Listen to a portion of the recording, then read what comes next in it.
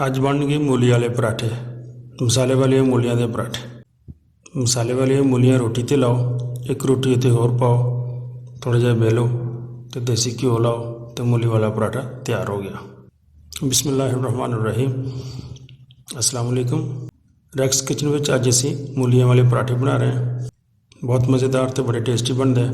सब तो पहले इस मूलियां नूं अच्छी तरह धो लेना, धो के साफ करके उनके पत्तियां वालों थोड़ा जिहा कट लेना तो मूलियां नूं छिल लेना।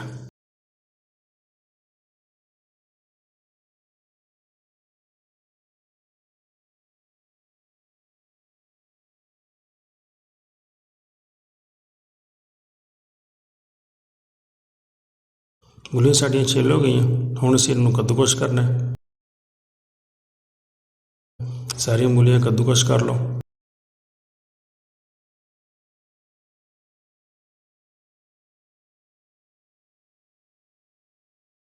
मूलियां नूं कद्दूकश करन तो बाद जिहड़ा जरूरी अमल है वो है मूलियां दे विचों पानी निचोड़ना।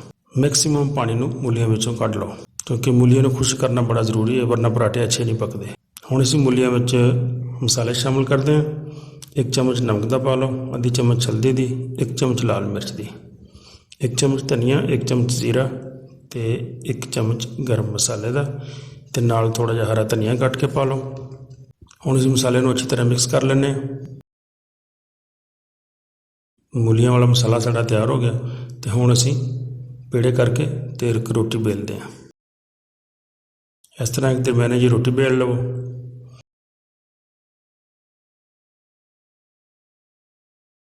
ਉਹਦੇ ਤੇ मूलियां वाला मसाला इस तरीके सारा मसाला ला दो।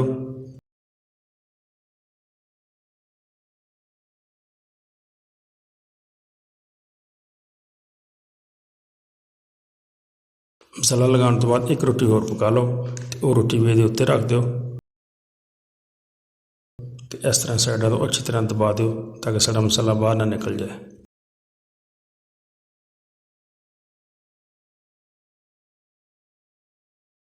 पराठे में थोड़ा जिहा होर बेल लो ताकि थोड़ा जिहा वड्डा हो जाए।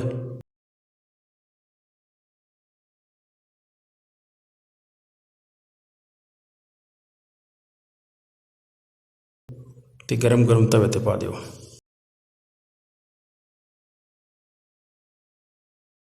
थोड़ी देर तो बाद पराठे नूं तल दो, उसकी साइड बदल दो तो उत्ते देसी घ्यो लाओ।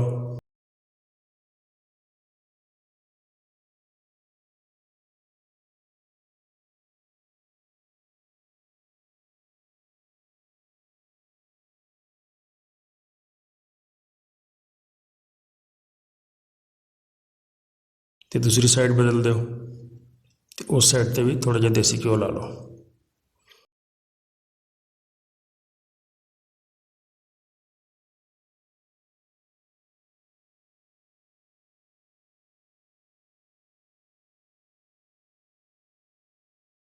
एक दो दफ़ा पलट दो, अग दरम्यानी रखियो ताकि पराठा सड़ ना जाए। साडा पराठा मूलियां वाला ज़बरदस्त देखो तैयार हो गया। गरम गरम पराठे नूं खाओ तो इंजॉय करो। मेरे चैनल में अगर तुसीं सबसक्राइब नहीं किया तो प्लीज़ वो ज़रूर कर दो। वीडियो पूरी देखने का बहुत शुक्रिया। अस्सलाम वालेकुम।